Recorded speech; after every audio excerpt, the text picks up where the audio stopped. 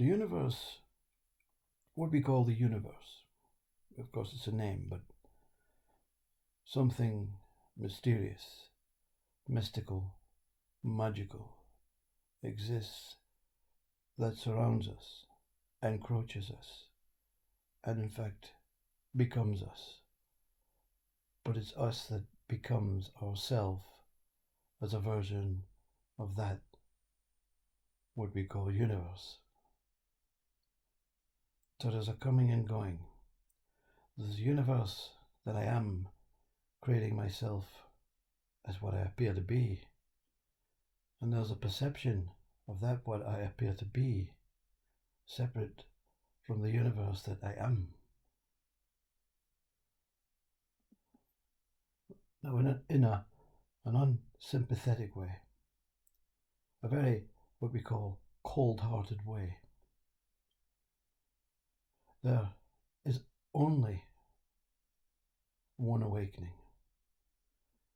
It's an ongoing awakening. If you want to look at it in a time way, there is only the universe as its own consciousness, or as there is only consciousness appearing as its own universe, awakening, ongoing awakening, infinite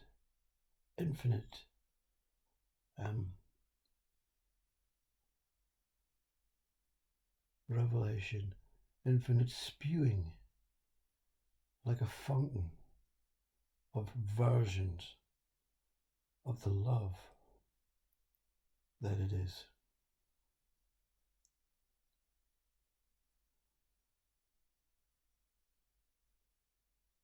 Part of the love that it is evolves this livingness, you see,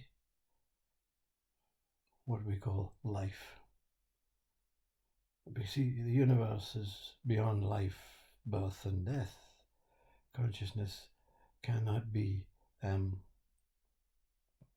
understood by our limited ego mind. It does not have to be understood by our pure self, because we know what's going on without knowing who I am that knows what is going on. So in this mass of infinite love, infinite, pure, radiant, mystical, magical awakening of love, we have taken what we are to be the whole awakening. How can we not take that, you see? How can we be apart from that?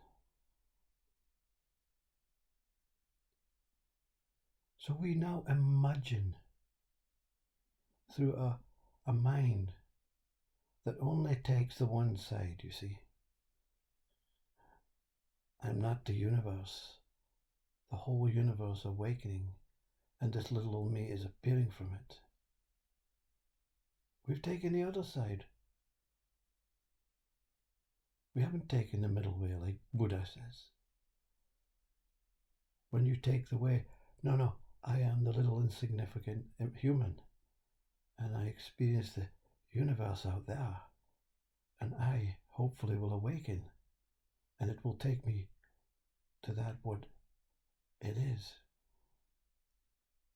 And of course, that's the elongated way, because your mind can take you on many journeys out with the natural, what we call cause and effect of this universe awakening on its own. You can miss many paths, many and appear to encounter many obstacles. It's like the waves that are going to one beach are all going in the same direction at the same time. They're very spontaneous, but they're very free, but they're very organized. and you're trying to get to the opposite beach, and every now and then you turn around and go with the flow, and then you say no. Back to the opposite beach. There appears to be the individual wave trying to awaken, when there is only awakening. There is only free-flowing love. You don't have to see yourself as a non-dual entity and realize the pure universal awakening and enjoy this peaceful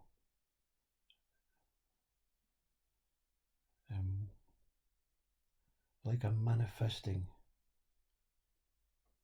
and then a non-manifesting and then a manifesting and a non-manifesting.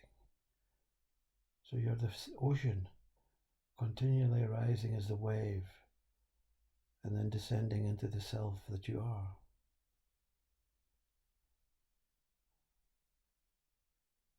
Free-flowing love, you see. In a cold, compassionate way, you say the universe explodes within itself.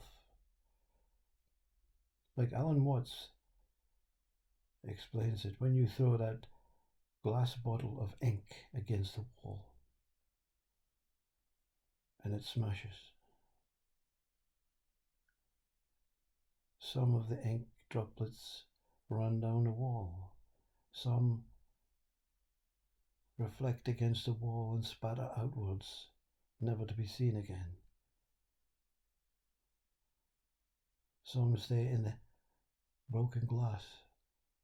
Some just disintegrate and remain where it is with that impact. Some take many time to trickle in whatever direction it's going and finally stop. The universe is an explosion of love. In our limited, slowing down mind, we see it taking centuries, billions of light years for it to dry and be still.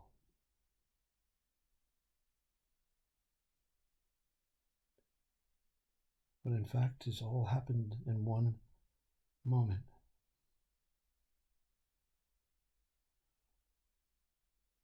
Because the impact, the moment of birth, the moment of, you can call it destruction, the moment it hits the wall, it hits itself, it falls, it has that shock impact of love. Wow, this is what I came here to be, to see.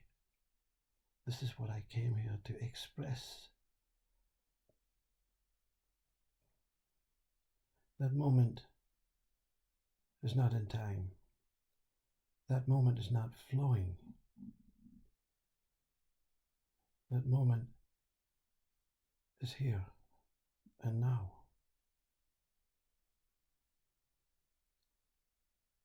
The awakening that you appear to be experiencing has to stop.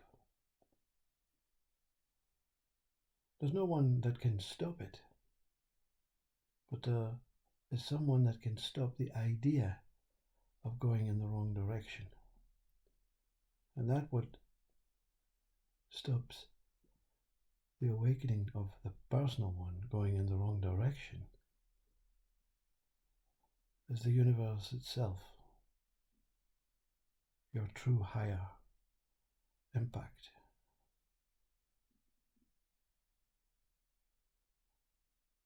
Because of the coming and going, it appears as if we have some control over this. That's a coming, that's my control. And then there's a realization when it happens, when the awakening just appears to be not personal anymore, but wholly and one and non-dual. It appears that there was something stopping that wrong direction, that control, and that is the going. You see, all is going.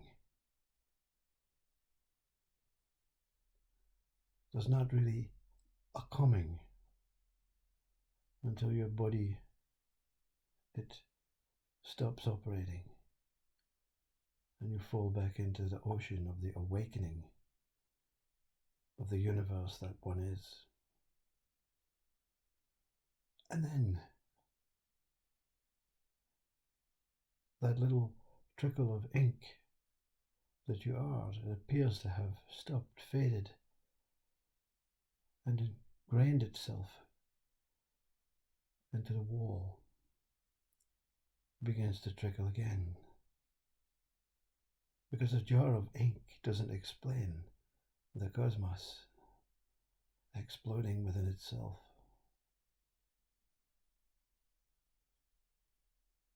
Now, the more warm way of describing it is the universe of life, of love,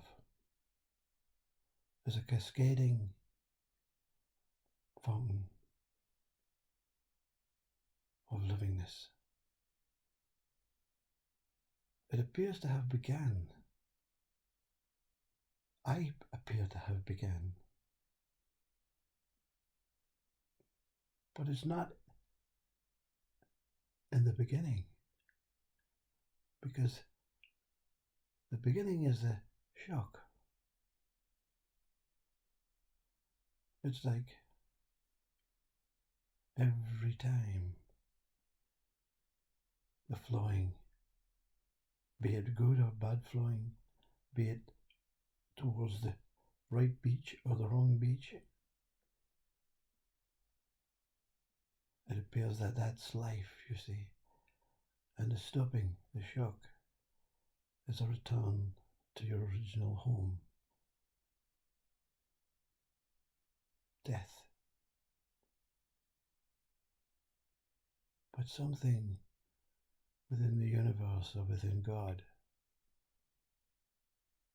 through the jar of ink, you see, moved, emotionally moved the jar of ink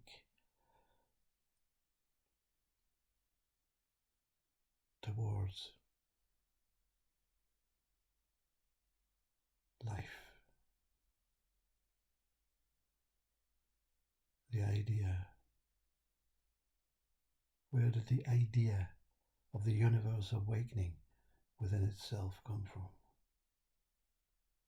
What can go beyond the shock?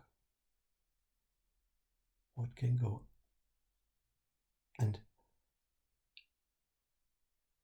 to the idea?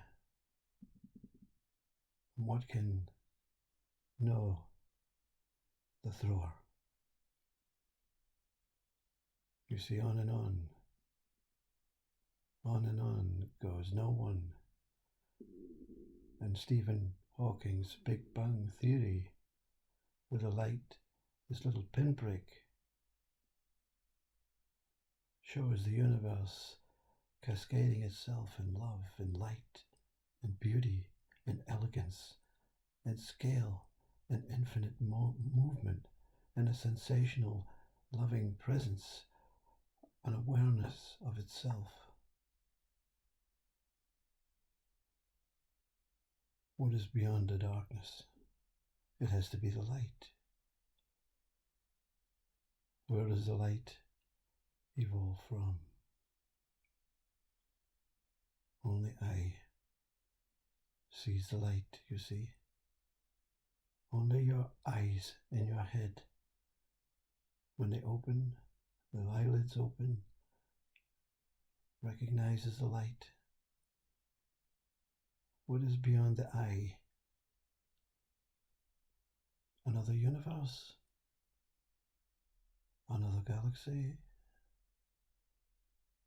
another moment, deeper consciousness, and a more profound resonance towards the truth of what is this. You see, we're at the end of the awakening when you're a simple ego person mind, but you're in the core when you let the mind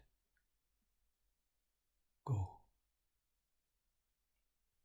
When you stop resonating with myself awakening, myself the person, myself the enlightened, myself the suffering, myself the pain, body, myself the soul, myself the spirit. These are just words and ideas that I, me, is awakening. When I, me, is the awakening, all is love, awakening, every moment, every time, every body, every birth, every death, I awakens to that I am. So in a warm, godly side, the word that God says to Moses, who is Moses? Who are you? Are you not I? Are you not being called upon every single nanosecond of your life? Good morning, I. Have a nice day. Hello, I. Welcome home. On and on, day and night, body after body. The awakening is within I. The awakening is I. I is never not awakening. No beginning, no end to I, the universe of love. That one is. One awakening, one moment, one I, infinitely here as that.